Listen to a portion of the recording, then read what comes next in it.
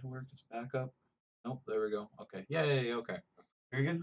All right, welcome to Composer Talk, April 25th, 2018. We're in a different Yes. spot in the office because I didn't want to get rained on my desk again. Indeed. So, we've got. I apologize for my absence last week. I It was great. I had a GA thing to attend to, involving. I don't actually remember what that was. You were moving stuff for the jazz group. Oh yeah, I was setting up for jazz. This week, this week we have they're at the choirs here at OU are doing Stravinsky's Lenos and Symphony of Psalms, which is we're Well, all it's the gonna put second time in. we've done Symphony of Psalms. I've been here. They're probably, I mean, I don't know what the deal is. Like, I maybe don't they didn't know, like the last time they did it. or like it's something to put on with Lenos. Like, what other Stravinsky piece are you gonna do? Requiem canticles. Like, Stravinsky wasn't a choral writer, I in my mean, opinion. I'd love for them to do Requiem canticles. No, he But wasn't a choral writer. I think Stravinsky's choral writing is well. I think Stravinsky's choral writing is good. Of course, his text setting is atrocious, but he he had a reason for setting his text that way. I might not agree with it, but I find it hard pressed to begin to argue that. um, Anyways, so we mhm. have several interesting, a couple of not so interesting, and a couple of yay topics to go Yes, through. So let's yes. go ahead and fire through Okay, these. You want to let's start? let's put off the Pulitzer thing until after the rest of the news items because that might take a while. Well, we already talked about last week. We didn't go in discussion, but Well, yeah, but I don't want your opinion to just Oh, I stand. didn't give any opinion really. You I just talked about it. Yeah, I reported. That's all I did. I In- did not express opinion. I was very careful not to express any opinion until I had you next to me, because yes. otherwise you were Well, going to say I was biased. then we'll just argue about it there. Let's start with it was just some of our other news items. A musicologist whose name momentarily escapes me. He's an Wow. Italian. I just is Italian musicologist. By the name of I don't remember. Just scroll down here. It's dude, it was just right there. Francesco Latoro. Francesco Latoro has been embarking on a project to uncover music that was composed in Nazi concentration camps. By both Jewish people who were kept in these camps, prisoners of war, um, everyone who was in these camps that wrote music, and there's actually a lot of it. He's uncovered everything from songs to symphonies, um, and so this is. I just wanted to bring this to attention because I think this is a great project. We just did a concert here at OU a while ago, I believe last Week and a half. semester. Week and a No, half ago I we was did the talking about Nazi something one. different. Oh. A like a concert that was actually Jewish composers persecuted by the Nazis. A concert that I was not able to attend because I had to work another show. Um, the concert that happened a couple weeks ago was one of our oboe faculty member, Dr. Dan Schwartz, wrote a piece for oboe and electronics that was based on the February strike of 1941, which was a strike in Amsterdam, where like all the workers in Amsterdam went on strike to protest the treatment of Jews during the Holocaust. It was a cool piece and a really cool concert. He had a historian come and do a lecture. He's done better. Hmm. He's done better. Well, I mean, I enjoyed it. Yeah. You know, I thought it was an interesting topic, and I actually didn't I hadn't heard of the February strike before. I had only heard of it because I think my wife, it came up in one of her classes. Mhm. I think that's the only reason why I was vaguely aware of it. But yeah, it's an obscure and, moment. and I thought it was really interesting. I mean, the strike was eventually suppressed, but that kind of an inspiring historical moment that, somewhere it wasn't suppressed. It was raffle stopped. Well, yeah, Like, let's get that clear. But that somewhere somebody stood up at least for a while to the Nazis Yeah. because I mean you hear the Holocaust. I mean is you read the history on it and how it just kind of came in many cases gradually and people just kind of turned a blind eye to it and of course ultimately these workers couldn't really do anything about it because I mean the Nazis had all the military might behind them. Yeah, that But they did they did try, they did something. I mean, spoke out. And here we have a musicologist um uncovering voices that have been suppressed and allowing them to speak out. So I just think it's a really cool thing. Something to be on the lookout for.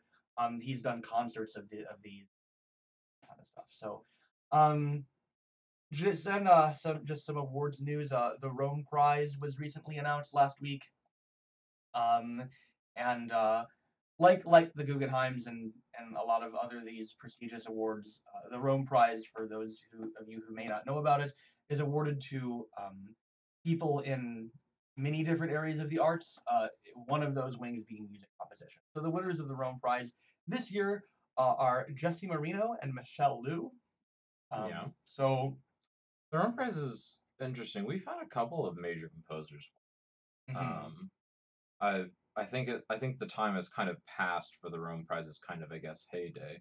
It was really, really popular during the 20th century. I don't think the same thing, is it? As the Prix de Rome? No, no, I'm talking Yeah. about the Rome Prize itself, Oh, like okay. the actual title of the Okay. Rome Prize. Right. Like the late 20th century, I'm like 99% certain we had several Right, right. large Mhm. scale composers win a couple of ones from the Mhm. States even. But yeah, the Rome Prize, it's one of Yeah. the, and is Prix de Rome even around anymore? I don't think so, because I used to think this was the same thing, and then I read out like, oh wait, no, this No, is the same thing. Yeah, this is something that yeah. started running parallel with I it at don't some think the point. Prix de Rome is. I mean, if it is, it's not nearly as Yeah, prestigious as this as is it the once spiritual was. successor to it. Yes, They did have some overlap. or at I least know it's not that prestigious in much. the United States because we never hear here. So. Well, I normally hear about it, but it's mainly whenever somebody talks about it at me, or whenever it's recently announced, like Mhm. here recently. But yeah, that's cool. I'm glad that we have Mhm. more people winning that. Yes. Uh, let's see here. Let's go ahead and talk about. We've got some local premieres this weekend. Uh, shameless plug also features me, but so a couple things being premiered. Inner Soundscapes on Saturday. That's basically our electronic music series Yeah, here at yeah. the Mhm. university. And there's three premieres on there. One is my piece, just double bass for double bass electronic. I don't know what to title it, and I wasn't gonna name it electronic etude number whatever I'm on. Once I hear it, I'll have a title for you. Yeah, well, I have an idea because it kind of sounds like Traveler in like a foreign land type thing. It's kind of got that vibe to it, almost like a Harold in You Italy could type you could thing. kind of call it the Wanderer, cause I'm a wanderer. No, Yeah, no singing. We wanderer. talked about I this. roam All around. right. So next, we also have one of our undergraduates, Anthony Conroy, premiering a piece in unintelligible speaking, but it used to have a title of Trumped. It's for it's for trombone and electronic tape. Basically, the electronic tape is manipulated from a bunch of Trump speeches. It's supposed to be kind of representative of kind of, I guess, pop culture representations of him and kind of the I'll just say word fumbles that he is. Whether you like Trump or not, I'm not telling you whether you should or shouldn't, but he does fumble a lot with his words, and it's kind of funny, and he does a lot of interesting play with it with the trombone. Man, I always thought Joe Biden was funnier. I But I think listening to Trump speak is interesting because this is the funny thing about it, and I didn't notice it until I started listening to the tape that he was using.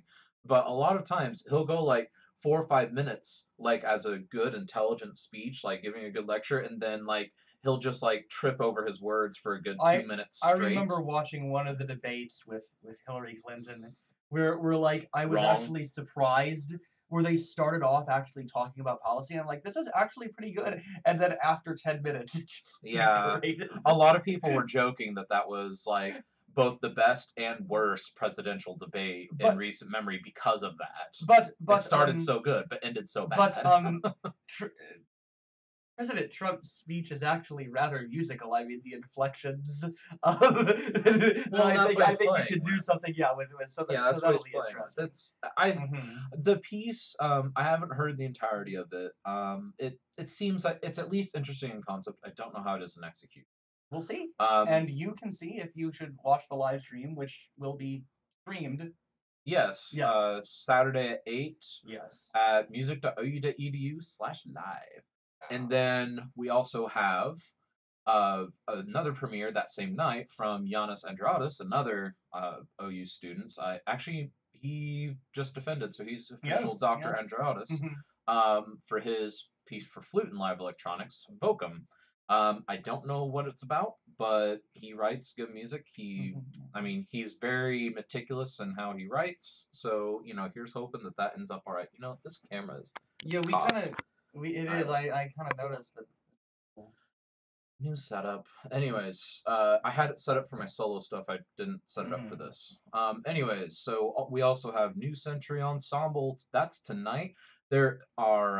There's a premiere and a couple notable performances, but the main thing we'll talk about is the premiere of a piece called Rose Gold, written by the flutist that is playing its colleague from when she was studying in Texas, and it's for flute and sympathetic What's the piano. name of the composer? I don't remember. It's Rick something. Oh, okay. Yeah, I do not remember. We'll have to post it in the description It's or something. yeah, we'll figure that out. But yeah, it's basically, and I've had to be involved in that piece on a couple different levels, and one of the levels is I am sitting there and literally adjusting levels for electronics, because basically this is written with the idea of, oh well, you'll play into the piano with the pedal down and it'll ring and it'll be great. Hmm. But the composer did not quite understand how the inside of a piano reverberates, and so it was not reverberating nearly as much as the composer thought it would, which is really funny. But we've rectified that with electronics, so this is Hmm. kind of like my rendition of the piece because I've run everything through some reverb and I've created a couple stasis moments, and hopefully it comes off well. We have not yet had a completely successful run through because there's either been a technical failure or my interface blew up last time we were rehearsing it. Well, you Yeah, never want that's been. rehearsals to go well. Because I if do. the rehearsals go well, you know the performance is Oh, gonna. that's a myth. I hate that myth. But Sometimes it's true, but yeah, yeah, it's true. It's not really always yeah. true, but sometimes Well, things do come together. Well, this time I've But got you and Angel helping set up, so hopefully there will be yes. zero technical flub ups, and Hmm. hopefully it'll go great. That's also being live Because streamed we're so at perfect. music.edu Um, slash. No, you're not. Music.edu slash live. That'll that be would be premiered tonight at 8. yes. And a couple other things on there. We have the MTNA National uh, Composition Award winner being performed there by our undergrad again, Anthony Yes. Conroy. Hmm. Uh, that piece is being performed. We're doing a Webern piece. I don't remember which one. It's the one. How I identify this piece is it's for like saxophone and viola and a couple other things. Yeah, And it's I was asking our teacher, Dr. Lambda, which one is it? He's like it's Opus 22, and I'm like I don't know my Opus. I don't know anybody's music by Opus numbers. there's a couple opus numbers you should know. The Can you name an opus number? Probably if I thought about it. What's But Haydn I'm telling 76? the story. I don't know what Haydn 76. Surprise. Oh wait, 70. I thought Opus 76 were the string quartets. Oh wait, yeah, that's the This string Opus quartet. 70, I do remember that one. Yeah, and then Yeah. 44 is Farewell. Yeah. Then Surprise. You're Surprise confusing is the 50. symphony Okay, numbers yeah. with the Opus numbers. No. Farewell is Symphony number 44. That's No, it's not also Opus 44. Also, Haydn I didn't swear. use. No, he did use Opus numbers because of the string quartet. He did. It's Symphony number 44 is Farewell. It is. Yes. Then which opus? There's some And funny you're making lineup. fun of me for not knowing them. In my defense, I don't have to know them anymore. I don't have to take any more classes where people ask me that. Anyway, he says, well, it's the one for saxophone and viola, and I'm like, oh, it's the one where there's the famous rehearsal where Verg was sitting in the audience during the rehearsal, and Webern was conducting, and he paused and asked and said to the saxophonist, "I need you to play this with more sex appeal." And apparently, Berg had to leave the room because he could not stop laughing. Um, That's and that's unfortunate on so it's many levels. really, I love that story. But anyway, I'm pretty sure it's that favorite piece. Yeah. So, anyways, a couple good things Yes. happening locally. I wasn't Hmm. able to find much interest internationally, at least nothing Oh, that. it's just a Yeah. slow week. Oh, I there is there's two things. One, two kind of performance opportunities in the pipeline. One, if anybody has written something for saxophone and live electronics, there's something coming soon. Hint, hint. Or even just saxophone and tape. Hint, hint. There's something coming very soon that Hmm. might be involved in. And also, any improvisatory works. Also something coming up. Hopefully that'll be posted this week.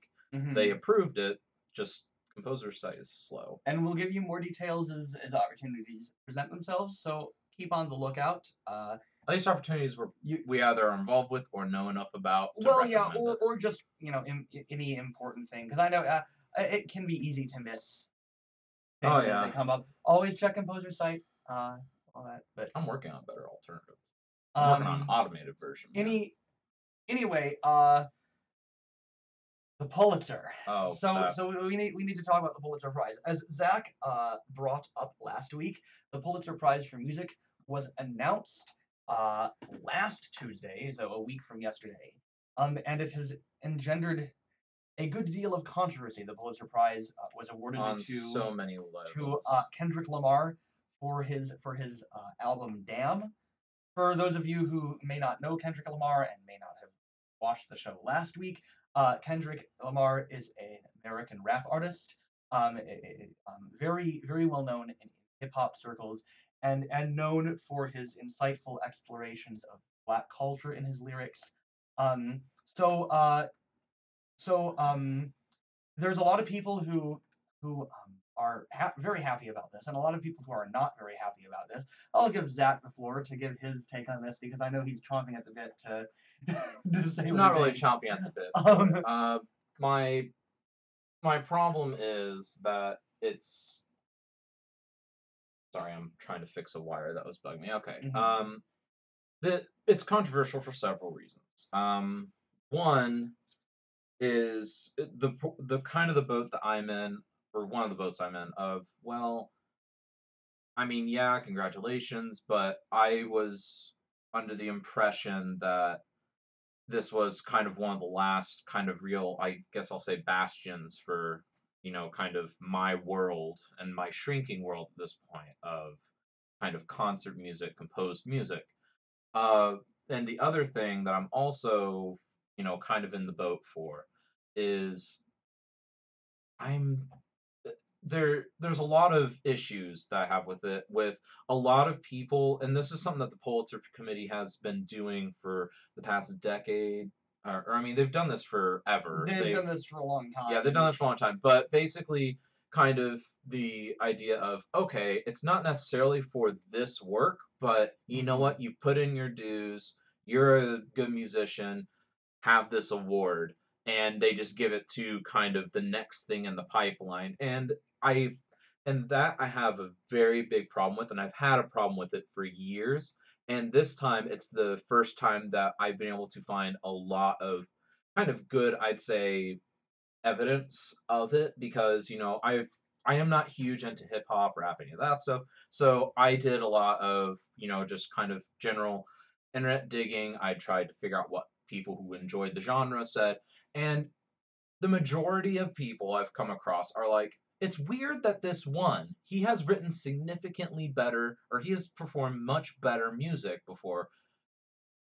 I mean, it's cool that he won, but mhm. this or that, like, there's something that he released like last year or the 2 years the ago the that album is the album that's generally considered to be his best is a record called To Pimp a Butterfly, which that's what it I is. haven't heard the whole thing. I've heard things from it, and a lot of people have said that well, really that should have won, and I don't know that we can prove that they're awarding giving him the award for kind of a lifetime achievement. It may be that Well, this was but that's just the the year that they were ready to give it to a pop artist.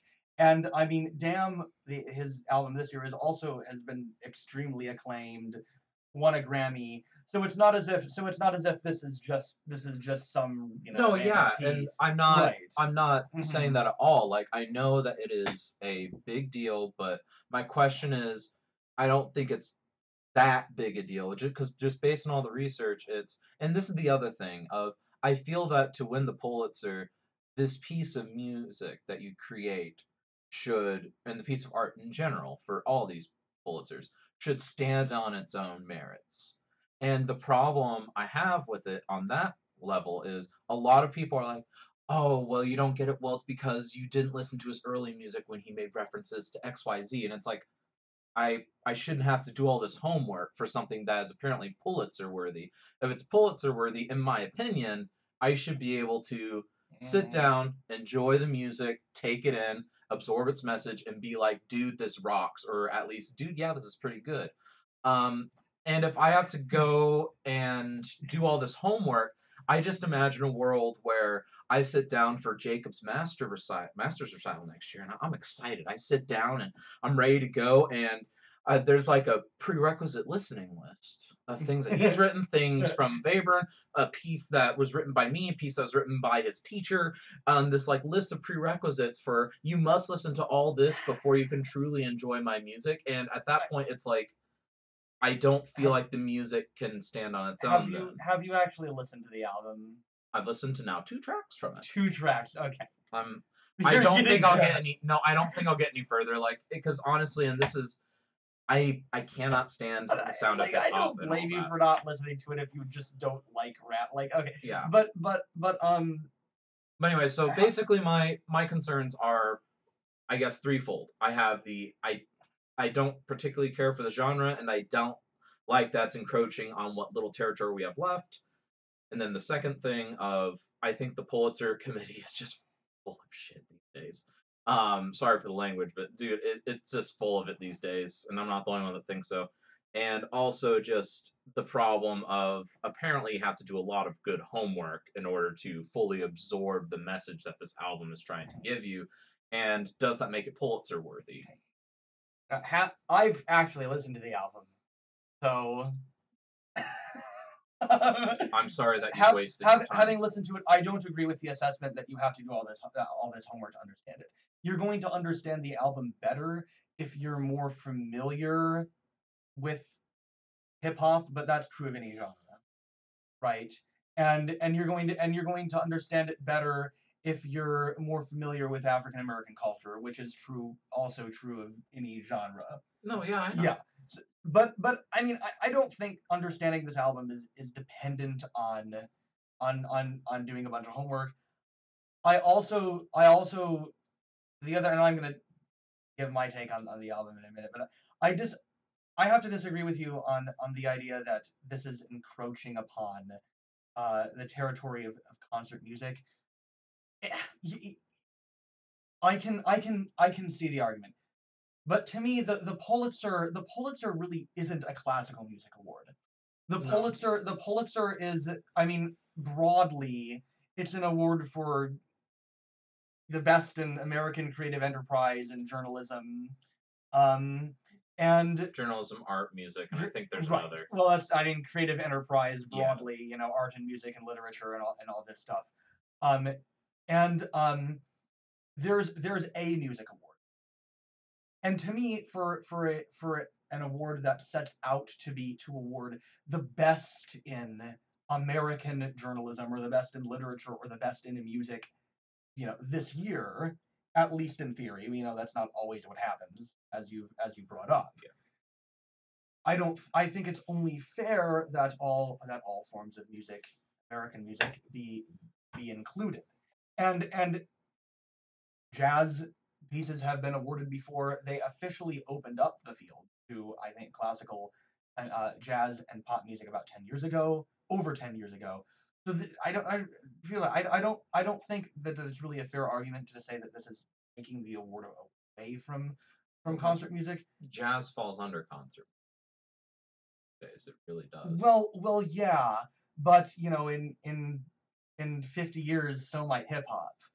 And I and pray to God that day never and comes. I mean, I'll shoot the myself. award is for American music. It's not for American music in the concert music medium or the classical jazz medium. No, I think you can make an argument that these genres are different enough from each other that we should just have, you know, an award for classical music, an award for jazz, and a award for popular music. I'm not classical. But then, Zach, you know I'm using the word classical music in the broad sense of the classical tradition. Not classical. Anyway, um, and however, splitting up like that, kind of like, you know, with the Oscars, the award for best animated film. Yeah. The award for best animated film makes sure that an animated film will never win the best picture Oscar.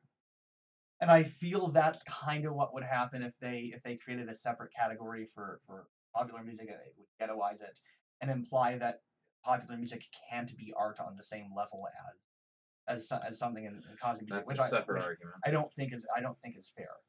However, I don't know if you want to respond to any of my responses to you. I'll just really quickly say that, in general, a lot more thought and craft goes to compose That's not music. true. As somebody who has done both, it Okay. not true. Well, then explain why 90% of what people like, yeah, this is my favorite thing ever, is 145, Zach, 145, 90% of 145. all music is bad. Like, Then find me a hip hop track that I enjoy. I really whether challenge you. or not you enjoy it is not the measure of its quality. It's a separate argument. And at this point, we're just getting into, oh, pop music is bad, which really isn't a fair argument. I mean, if you want to criticize the merits of this particular record, I'm about to in a minute. Yeah, please get to it. But yeah. Like, what do you think of the record itself? Anyway, like everything else. Having listened to it, I think it's a good album. I wasn't blown away, and I'm also not like a big hip hop or rap fan. It really like isn't really my thing. I can enjoy it and appreciate it, but it's not something that I've done a lot of listening or research in. So I just because I wasn't blown away on the first listen doesn't mean it's not a great piece. So that aside, my issue with this piece getting the Pulitzer is not that I don't think it's a good album. I think it's a good album. However, if you there was an article on The Atlantic that went out. I think it was like a couple days ago, where they actually did an interview with one of the people on the judging committee, Pulitzer Prize in Music. In the course of this interview, she doesn't say it outright, but this person on the judging community basically comes about this close to admitting that they gave Kendrick Lamar the Pulitzer for the lyric. That's what I don't agree with. And that falls under that category that I gave of the Pulitzer is just full of it these days. Yeah. And they have been for at least 30 years. There have been things that have won, you know, in the past 10 years that I have enjoyed far less than this album. But I think that's honestly the like of all my arguments, because I mean, yes, some of my arguments are subjective, but that is a pretty objective argument that I have and a lot of people have of I mean they literally just they like it's kind of like a spoiler without a spoiler whenever an actor's giving an interview before a big premiere. Like, we were basically just spoiled the reason why it got it, and the reason why it got it is potentially not musical, which is... Yeah, and like I said, I don't think we can automatically say, well, the Pulitzer is just... Because it depends on the year. They have awarded a lot of really deserving works. But this year, I think, having listened to the album, a lot of what makes the album good is the lyrics. The music is fine.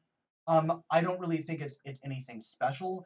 it tends to be very repetitive, which isn't necessarily a bad thing. I mean, minimalism. Yeah. And there are some tracks where Kendrick Lamar and his collaborators, because I mean, it is a collaborative art, do a really good job of creating this gradual change over kind of this ground. It's almost like a chaconne. It's like a ground progression.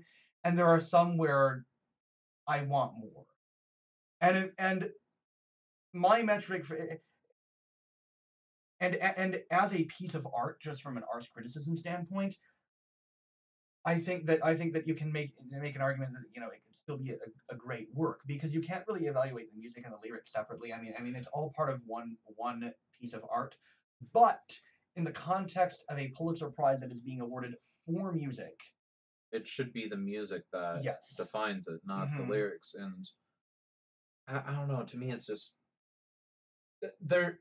I'll put it this way: there are enough things because I mean, there's been things like this in the past, the Pulitzer, but this time it's just like I feel like there's enough things that you can poke holes in this year's selection that I mean, I guess it really just calls to question. And this is something that this isn't my question. This is a question from a very well-known, well-renowned professor of music here at the university that I will not name. But is the Pulitzer even the Pulitzer anymore? Well, I mean, is it? Is it? I mean, is a Pulitzer today as worth it as 40 years ago? the way I kind of think about the Pulitzer is it's an award, and you've never watched Parks and Rec. Ron Swanson from Parks and Rec has a great thing that he says about awards. He says awards are stupid, and that's not entirely true, but I don't. You're living on an award right now. I mean, you mean my GA? Yeah, technically counts as an I award guess for that your technically CV. does count as an award. Make sure you put it as an award on your CV, by the way. Um, but I mean, I think that I don't. I think that putting too much stock in awards and in any award, is a mistake because it's always going to be subjective.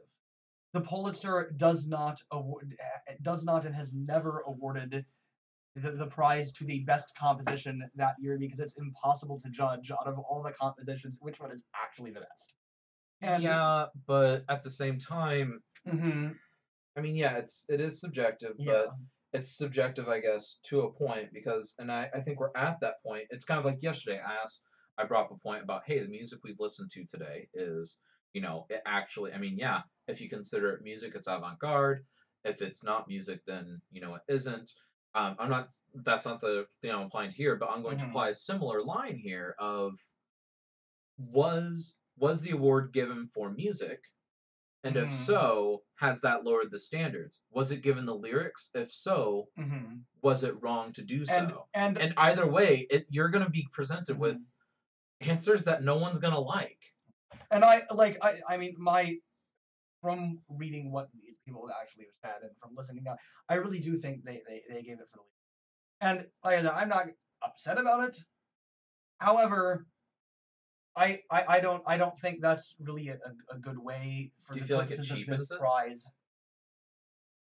You know, I don't Like if you were know. to be like if you for some reason were to win a Pulitzer this next year for let's just say your next piece, your octet that you're working on. Yeah, Let's just say that it's for not some gonna reason win that a wins. Pulitzer, but What? No, no, no. I'm just. This is a I know, hypothetical I know, I world. know it's hypothetical. Would you feel it was as worthwhile as whenever Aaron Copland or Elliot Carter had won Yeah, I'm not gonna go rag on the Pulitzer and say it's worthless just because I don't agree with who they give the it? Okay. award to one year.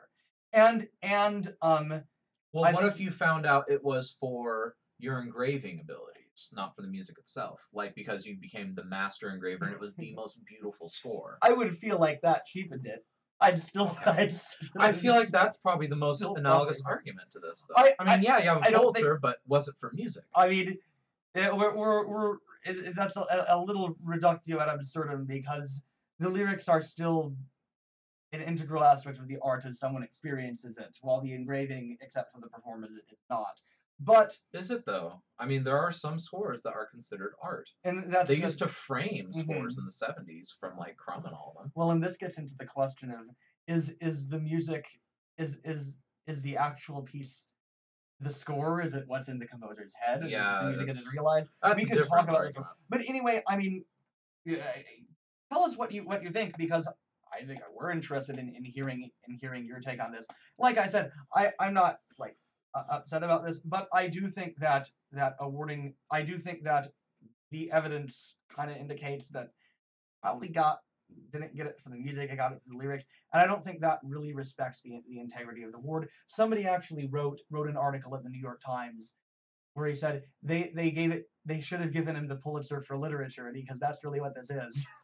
Right. And so Well, other people are saying this. Yeah, it's not just me. yeah, and also I think that, me and you, and this is the weird part, we actually pretty well represent the two main factions of you're either for or against, but you're not really 100% for or 100% against. The problem is the gray area. Like, this has not just taken the gray area and sat in it. It sat in it, grew in it, and it like expanded the gray area so much that, and I think that's why it's so controversial. But anyways, Mhm. so let's move on. This is something that I forgot to put in the doc, but this is something I just Okay. came across this morning. So this is actually from Facebook of all places. Oh, Um, great. no, this is actually very interesting and worrying. Why don't you go ahead and you, just read this starting here? you out loud. Yeah. Who So who's this from? Um. just read it to yourself, and I'm gonna Okay. summarize it a Okay. little bit. So basically, at a certain American university, they're looking for recent alumni that have achieved a terminal degree in their field to volunteer to teach courses, give lectures, sit on thesis and dissertation committees, etc. Essentially, they're looking for people that have all the requirements to just come and do the work for free. Eh. Is this really what education has come to? Especially for fields like music, where you and I both know what's going on around here? I mean, is this not the most concerning What thing you've university seen? is this at? Southern Illinois. Yeah. And that's Yeah. sad because that's actually a fairly major institution here in the United States. It's Oh not yeah. like some backwoods There, college. I you mean, it's see not him. like You top even 10 or see him at top the 20. NCAA tournament sometimes. God, that's not a good the measure, but anyways, this but is yeah. that's a different. But like, is that not one of the most concerning things you have seen in recent memory? Like, That I can't think of something more concerning for academia. And keep in mind, we just had a teacher walkout strike here in Oklahoma. Like, well, I mean that's not. It's kind of different area, academia and no, I secondary know, education, but like, I'm talking education as a whole. education in This, general. I don't have words. Like, what is your reaction to this? Like, why are we getting these degrees if people just want us to come and teach for free? It's Oh, there's um some Twitter responses too. It gets better. The shit storm continues. Language again, but I don't care at this point. Okay, so this person called, and the person he got a hold of said, "There's a lot of information, misinformation. Yeah. Oh, misinformation." it's up on the screen Yeah, though. Yeah. I asked if it is unpaid adjunct labor. He said, absolutely not. I asked, is it paid? He said no. I asked, does it involve teaching slash advising students? He said, yes, and that I should contact university PR, then hung up. If you have questions and they tell you to contact PR, that usually means they're like, oh shit. You Oh shit. know you have struck the nerve. And this is like, I kid you not, like, this is what I was reading for 30 minutes, like, while I was eating my lunch before we started. I'm sitting there, I'm just like, I can't, I, I, I couldn't believe. And so, I went and I looked, and yeah, this is an official thing. Like, a lot of Mhm. people are upset about this. I just happened to find out about it from a relatively local channel. I mean, the university has the balls to sit there and say, "Oh, well, we are so great that you, Jacob Frost, after you graduate, should come back and teach for us. We can't promise you anything, but man, you'll feel good about serving on those committees." And before people use the argument of, well, I mean, if you can't find work, it's good experience. Yeah, it's not as good as that. Hang on, I need to. It would also be that's also a bad argument because it would also be good experience if they paid you for the position like they should. Oh no. And this is concerning. I've actually looked up this person. This person Mhm. has been working at a university for years. This amounts to an unpaid internship. True. In viewing the many applications I've seen on university hiring committees, I pretty much discount internships as I do graduate assistantships Oh dear. as not being relevant work experience. Well, with So graduate assistantships, it very much depends on your graduate assistantship. But I've actually asked for clarification on that. Because like there's a big difference, for instance, between like my Mhm. assistantship and yours, because I have lines of teaching, you well, don't. yeah. But If you're not a TA, if you're just doing other things, in the right. department, then you don't have teaching So experience. Yeah. just to clarify what I mean Mhm. about like the difference between me and him, basically, I mean, yeah, we get paid the same. We do basically the same work, but Mhm. basically, I teach classes and he does like a lot of back end work, which basically means that I have lines of teaching experience on my CV. And the reason why it's an important question is I actually want to know, because with what this person has said, which seems to actually fall in line with some other things that my mother has told me, a corporate recruiter, um, it's one thing if his current assistantship does not weigh as much. Sorry, but you know. Well, yeah. But And it's I have a another thing daughter of I haven't entirely taught if the classes. Yeah. me, who has taught, not just taught, but created from scratch two separate classes, Mhm. to not have any relevant experience. And that just compounds with the fact that the University of Southern Illinois is sitting there and saying, well, you just need more of this experience. Not going to get me anything. Why the hell would I do it? I'd rather sit on my butt and play Minecraft. Well, I'm serious. Like, wouldn't you rather sit around and play video games than go put in pointless hours somewhere? Yes. Yes, if I'm not getting paid. Yeah, you might as well just crack open a Coke, sit back on the couch, and dude, you can play whatever game you want. Like, you can play Halo, Yeah. whatever. But your time is better spent because guess what? You'll be relaxed. Yeah.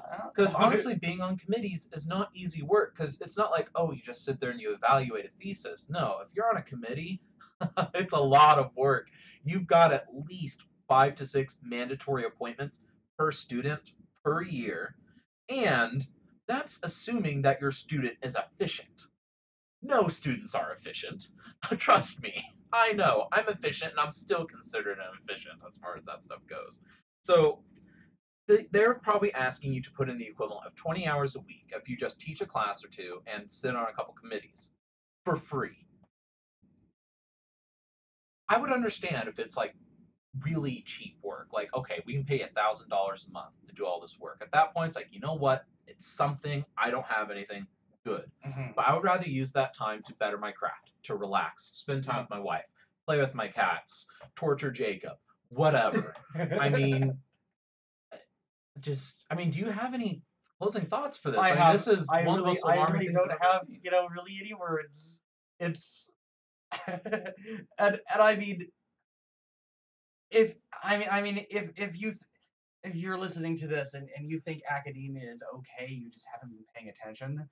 This is No, just this is just a, like the most the recent. as this is like a new level of just Well, ridiculousness. and especially with this stuff, I mean, I cannot go into detail, but I mean, here at our own institution, there's been a couple of very questionable things, very similar to this, wouldn't you say? With the couple things that we've talked about recently, very similar in kind of dubiousness.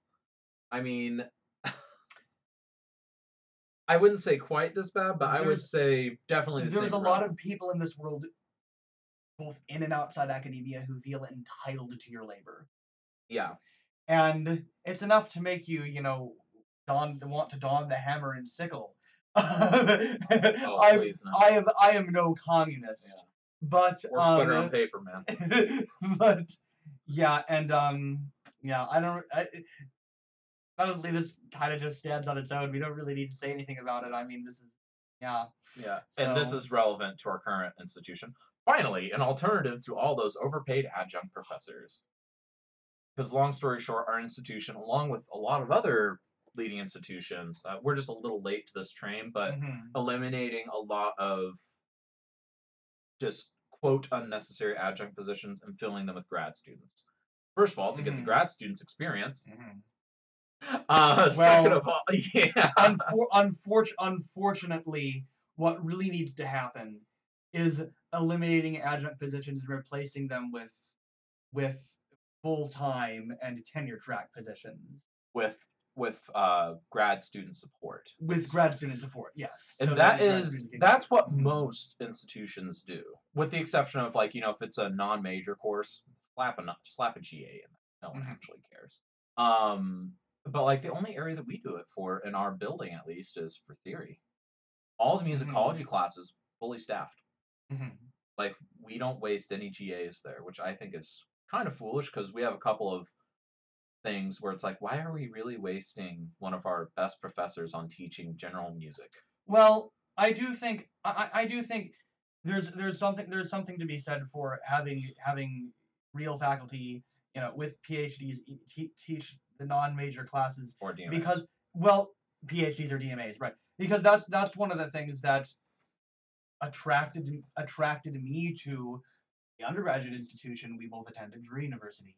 Of course, when I actually got there, I realized there's a few more adjuncts in there than they said A there few. were. Not to But mention, at our previous institution, it was even worse for adjuncts. They were literally paid oh yeah, peanuts. they no. I do think at Drury I only took one. There was only one class that I took besides applied lessons, which have to be taught with adjuncts unless you're a big school like OU or a conservatory.